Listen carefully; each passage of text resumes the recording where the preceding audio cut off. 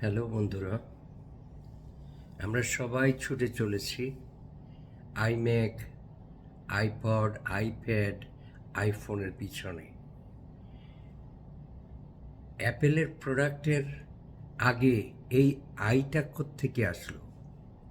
1998-এ যখন প্রথম আইম্যাক বাজারে আসলো, তখন অ্যাপেলের কো-ফাউন্ডার স্টিভ জবস বলেছিলেন যে I for internet, I for instruct, I for individual, I for inform বা ইনফরমেশন, আই ফর ইন্সপায়ার।